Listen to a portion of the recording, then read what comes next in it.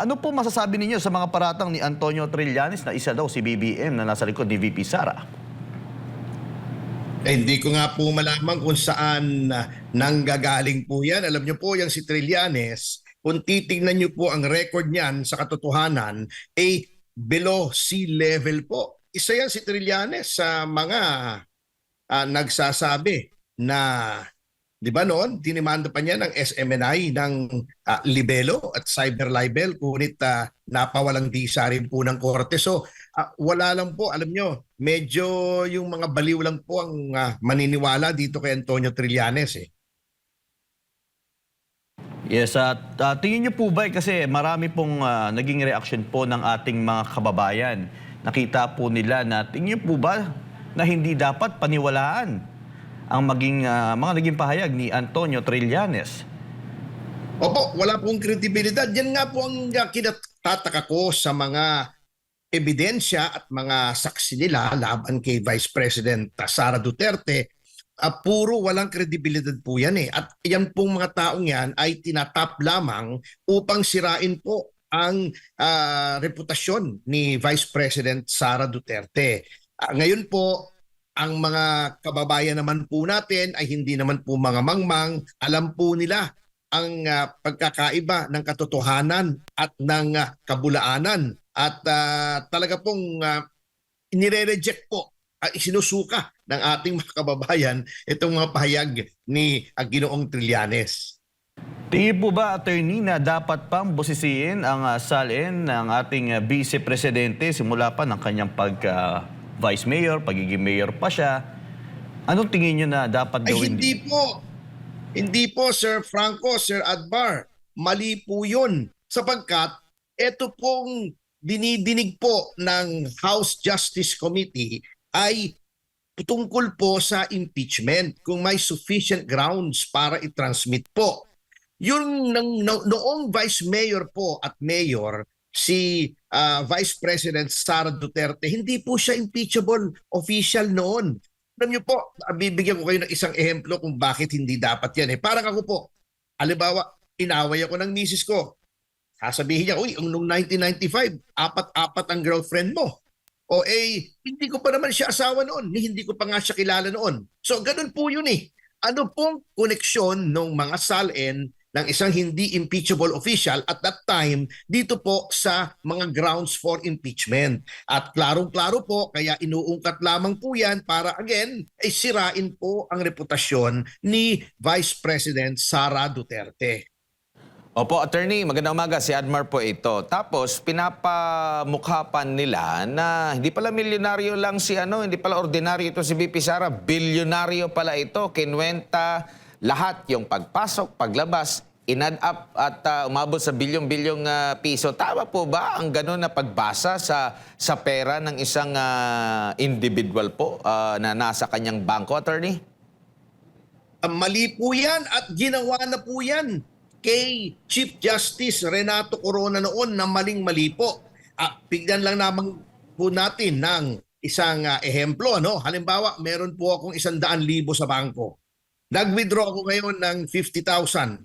Pagkatapos, bumalik 40,000. Minidro ko 30,000. Hindi nyo po pwedeng kwentahin pong lahat yun. Kasi for all you know, yun din po may pinagamitan lamang at ibinalik lamang. Or meron lang ginamit yun para tustusan ng kung ano, ibinalik lamang. Hindi po ganoon ang pagkwenta po. At titingnan po natin yan in the proper context. Kaya nga po ang sinasabi nila, yung SALN ay snapshot lamang yan ng isang moment in time kung saan nangyari yung mga bank deposits, yung mga movement ng bangko, yung ng pera sa bangko. Katulad po nung kay Chief Justice Corona, napatunayan po na mag-withdraw sila, ilalagay nila sa ibang bangko kasi naghahanap po sila kung saang bangko may mataas-taas na interes. Hindi po natin alam eh. Kung yun lamang po ang titingnan natin, deposit, withdraw, hindi po, hindi po sapat na batayan yun para sabihin may hidden wealth. or merong unexplained wealth. Maling-mali po yun. Yan po ay very simplistic at again po, uulitin ko, ginagawa lamang po yan para palabasin na sa ngayon pa lamang, wala pang trial sa Senado ay may kasalanan na si Vice President Sara Duterte. Propaganda lamang po yan na hindi dapat pakinggan at paniwalaan ng ating mga kababayan. Opo. Meron pong maaring dalawang batas na nakakasaklaw po dito, no? Ano po bang sinasabi doon sa Bank Secrecy Law at doon sa AMLA na posibleng may Yun nga nalabag po, opo. dito po sa nangyari po? Yan pong yung mga sinasabing suspicious transaction at covert transaction, dapat pong malaman ng ating mga kababayan kung anong ibig sabihin yan. Yun pong covert transaction, automatic po yun. 500,000 and above, yan po ay covert transaction ayon sa Anti-Money Laundering Act. Yung suspicious naman, ganito po yan, ano? Kung ang nagdedetermine po kasi kung sinong suspicious o hindi naman hukuman. Yung bangko, sinasabi nila, bakit ganito to? Bakit ka hinahinala ito? Ngunit hindi ibig sabihin na suspicious transaction ay illegal na po yun. Sapagkat, yung suspicious transaction, baka mayroong paliwanag at naghihintay po ng paliwanag. Halimbawa po, yung driver ko nung isang araw, pinabili ko ng gamot, binigyan ko ng 1,000 piso. Ang alam ko ang presyo ng gamot na yon ay 500 piso. Bumalik siya sa akin, ang sukli lamang niya ay 300, so 700 yung nagastos niya. Suspicious yun. Bakit nung una, ang binili niyang gamot ay 500 pesos lang, ngayon ay 700 pesos. Di magsususpecha ako. Tatanong ko sa kanya, ba't ano nangyari? Sasabihin niya sa akin, sir, nung una generic ang binili ko kaya mura. Ngayon branded kasi walang generic. Yung suspicion ko ay nawala na. So hindi ibig sabihin sinabi ng bangkong suspicious transaction yan na flag, illegal na yan kaagad. Sapagkat yan po ay maaring i-justify at ipaliwanag. So again, propaganda na naman po yan laban kay Vice President Sara Duterte. Po, kung may paglabag po dito, attorney, sino-sino po yung maaring mapanagot po dito? Yung nagbigay ng pahintulot sa kanya na ilahad itong mga kasama yung sa AMLA? Kasi dinitalye, pati yung mga sinasabing banka transaction at iba pa po, attorney. Lahat po ay dapat managot. Kanya lamang po yan ay, unang-una yung mga congressmen, yan po ay pwedeng patawan ng ethics complaint sapagkat alam niyo po si Chairman Luistro ng Justice Committee isang abogado. Alam po niya ang batas. Bakit bagamat klarong-klaro na labag po yan sa Bank Secrecy Law at saka sa Anti-Money Laundering Act ay ginawa pa niya. Yung pong sinasabi po nila na exception yan, yung impeachment, yan po ay impeachment doon po sa trial sa Senado, hindi sa House Committee on Justice at hindi rin po sa House. Bakit ko po sinabi yan? Kung titignan niyo po yung batas, nakalagay doon po doon, may bank secrecy. Meron nga pong exception. Anong nakalagay doon sa exemptions? In cases of impeachment. Ang sitwasyon po ngayon, Sir Franco, Sir Admar, ay wala pa pong impeachment. Bakit? Sapagkat ayon po sa jurisprudence at ayon sa ating konstitusyon, ang isang tao ay impeached lamang kapag yung articles of impeachment ay pinadala na po sa Senado. Prior to that, an impeachable official is not yet impeached. So, sa puntong ito po, at this time, wala pa pong impeachment against Sara Duterte. And therefore, hindi po pasok sa exemption yon. Wala rin naman pong court order sapagkat ang House Committee on Justice ay hindi korte. Ang dami na pong desisyon ng Korte Suprema ang nagsasabing yan. Ang mga komite ng legislatura ay hindi korte, hindi NBI, hindi police, hindi law enforcement agency. Ngunit, etong ginagawa nilang to ay in connection with their powers and duties under the Constitution, either to legislate or, in this case, in conducting hearings, not trials, hearings at towards the end of determining whether or not a certain impeachable official should be impeached. So, nandun po ang klarong-klarong paglabag sa batas niyan. Dito naman po sa pahayag din ni Vice President Sara Duterte na kini-question niya yung timing din na naging desisyon ng COA dito. Ano po ba yung patakaran po sa COA kung meron po mga notice of disallowance? Natanong yung timing nito, and at the same time, ito na ba yung penal? At pag meron bang ganito, automatic ba na meron agad na nanakaw sa pera ng bayan, or may dapat lang na i-comply, o ano ba ang dapat na tanda natin, attorney? Ay, hindi po. Mahabang proseso pa po yan. Yan ay parang, yun po nga sa piskal, na pag nagkaroon ng finding of probable cause at yan ay inihain sa korte, hindi ibig sabihin na ikaw ay guilty na ng isang krimen. Ganito po yan, ano? Napakahabang proseso po yan. Kapag kayo ay nabigyan ng notice of disallowance, yan po ay pwede nyo pang iapila sa direktor ng Commission on Audit, yung direktor po. Kapag yung apila nyo ay hindi napagbigyan, pwede pa kayong mag-MR. Kapag yung MR nyo ay dinenay, pwede pa kayong umakyat sa Korte Suprema under Rule 43 sapagkat under Rule 43 po ng ating Rules of Court, ang desisyon ng mga constitutional bodies, COMELEC, yung Civil Service Commission at ang COA ay appealable pa sa Korte Suprema. Kaya hindi pa po final yan. Bibigyan ko po kayo ng isang example. Yung case po ni Commissioner Rowena Guanzon. Di po ba noong 2022 ay ang COMELEC natin na isang constitutional body ay nagdesisyon na pwedeng maging nominee at representative ng isang party list si Binibining Guanzon. Ngunit kinontes po yan ng Duterte Youth Party List. Ayan, kanina nakita ko na naman yung kaibigan nating si Chairman Ronald Cardema. Noon pong inakyat namin sa Supreme Court na TRO at hindi nakaupo si Commissioner Guanzon. At later on, sinabi ng Supreme Court, mali ang COMELEC. Hindi nila sinabing dapat na legal yung pag-substitute ni Commissioner Guanzon bilang nominee ng yung kanyang party list, yung P3PWD po yata yon, hindi ako nagkakamali. Ganon din po ang COA. Hindi porket may notice of disallowance, final na yan. May ninakaw at kailangang ibalik.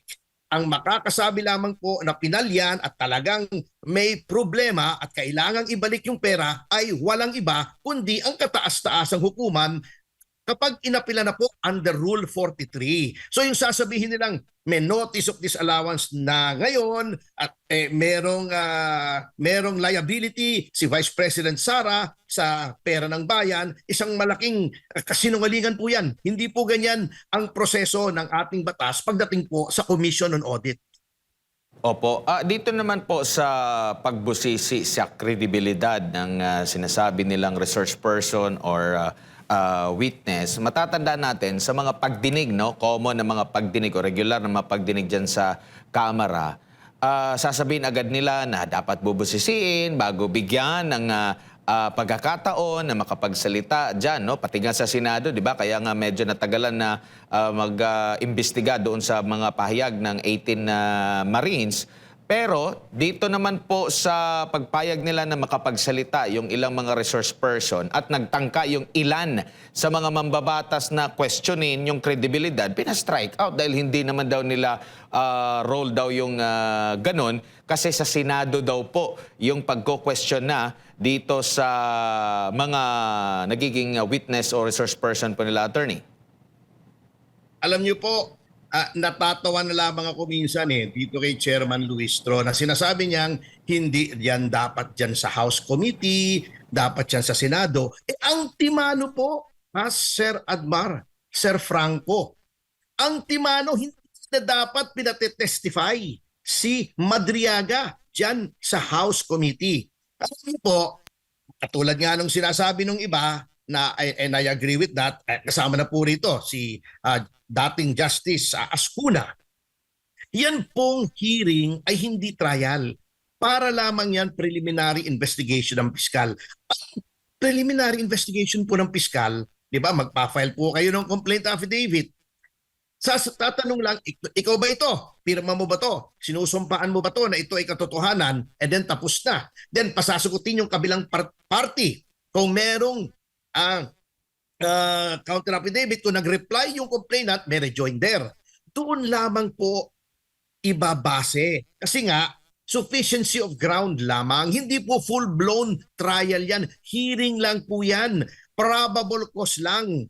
Ang ginagawa po ni Luistro ginagawa niyang full-blown trial. Ngayon, kung gusto mong full-blown trial, kasama na yung pag-question ng kredibilidad. You cannot have your cake and eat it too.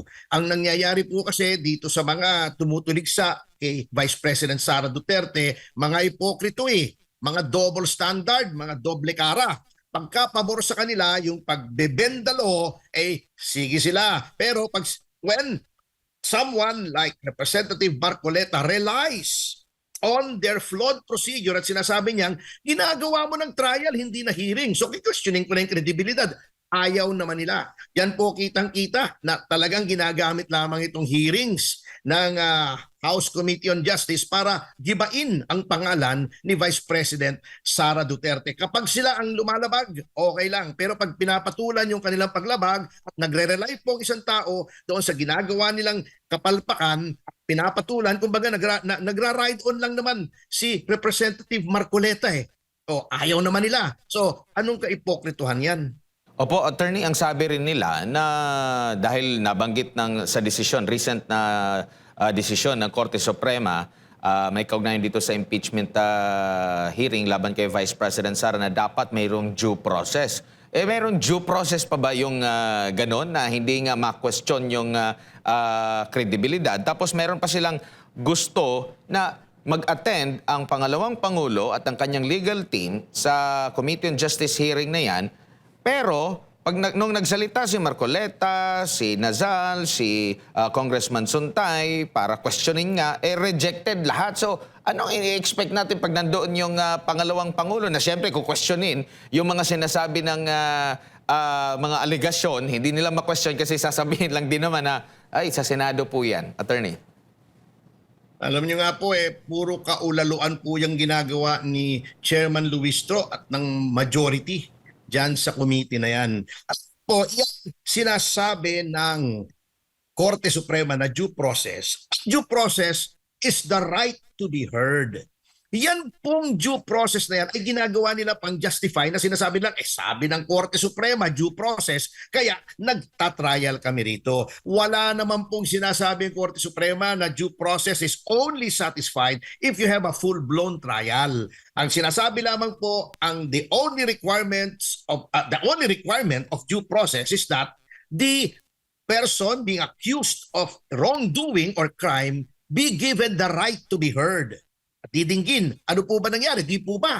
Nag-file na ng answer si Vice President Sara Duterte. So satisfied na yung demands ng due process. Bibigyan mo ng opportunity to be heard. Kung ayaw sumipot, binigyan mo na ng oportunidad. Hindi kailangan sumipot para due process. At hindi kailangan ng full-blown trial para due process. Ang ginagawa nga po nitong kaipokrituhan, nitong committee na to, unang-una, ginagamit nila yung due process na sinasabi para i-justify na meron silang full-blown trial na wala naman sa batas. Pero ayaw naman nilang pakinggan yung mga kumukontra sa kanila.